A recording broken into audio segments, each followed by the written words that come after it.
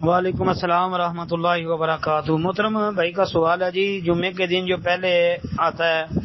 تو اس کو اونٹ کی قربانی کا ثواب، پھر گائے کی قربانی کا، جی اسی طرح کرتے کرتے کہتے ہیں جی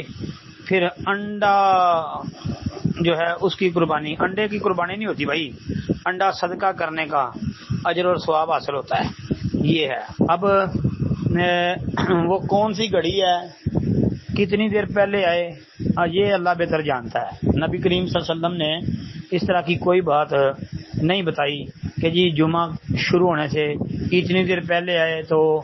تب اونٹ کی قربانی کا ثواب ملے گا، پھر اتنی دیر پہلے آئے تو گائے کی قربانی کا ثواب، یہ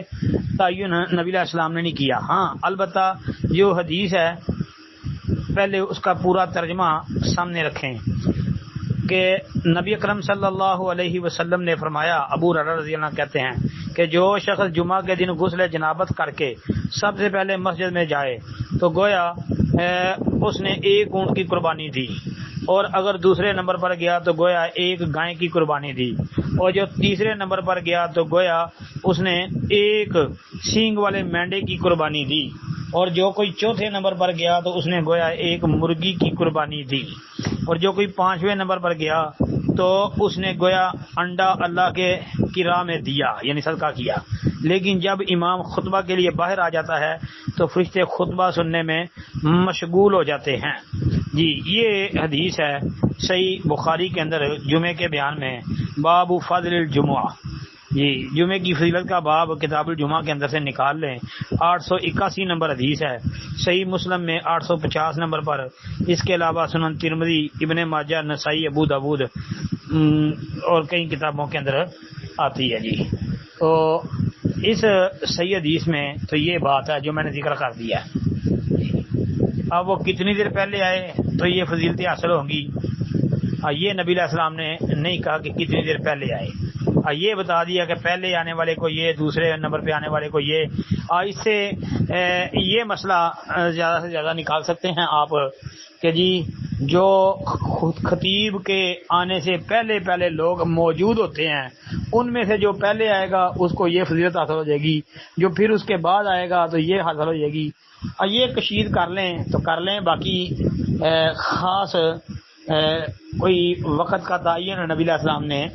نہیں کیا۔ یہ حدیث میں نے آپ کے سامنے رکھ دی ہے، جس طرح حدیث ہے کوشش کریں کہ جمعہ کے لیے بہت پہلے آئیں، جتنی پہلے آئیں گے جتنی جلدی آئیں گے انشاءاللہ کوئی نہ کوئی فضیلت تو حاصل ہو ہی جائے گی نا، وہ چاہے اونٹ کی قربانی کا اجر مل جائے، گائے کی قربانی کا اجر مل جائے، مینڈے کی قربانی کا اجر مل جائے، وغیرہ وغیرہ، کچھ نہ کوئی تو حاصل ہوگا۔ لیکن یہ ہے کہ اگر بندہ یہ بڑے بڑے اجر و ثواب سے محروم ہوتا ہے اور انڈا صدقہ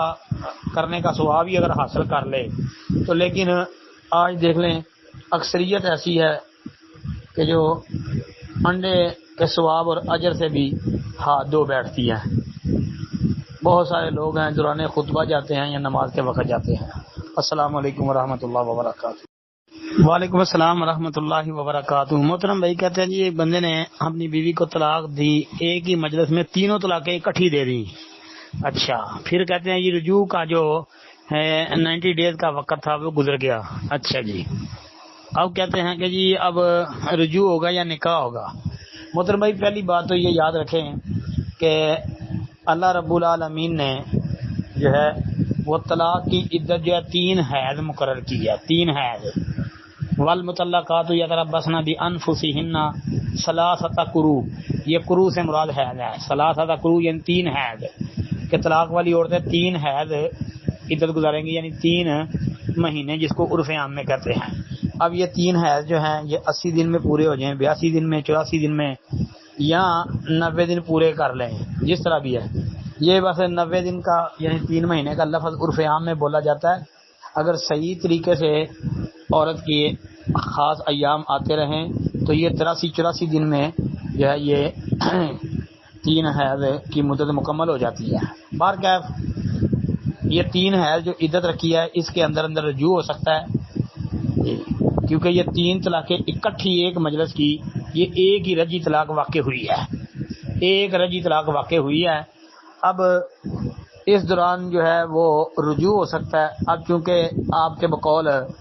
کہ وقت پورا ہو چکا ہے، عدت گزر چکی ہے، اب عدت جب گزر جائے تو پھر نیا نکاح ہوگا، اب رجوع نہیں ہوگا، اب نیا نکاح ہوگا. جی اگر وہ دونوں راضی ہیں دوبارہ اکٹھا ہونے میں تو پھر نیا نکاح، نیا حق مہر. جی اور یہ یاد رکھیں سیدنا عبداللہ ابن عباس رضی اللہ عنہ کی بیان کردہ حدیث صحیح مسلم کے اندر موجود ہے. جی دلیل سب سے بڑی وہ ہے کہ عبداللہ بن عباس والی حدیث ہے کہ ایک مجلس کی 3 طلاقیں ایک ہی رجی طلاق واقع ہوتی ہے.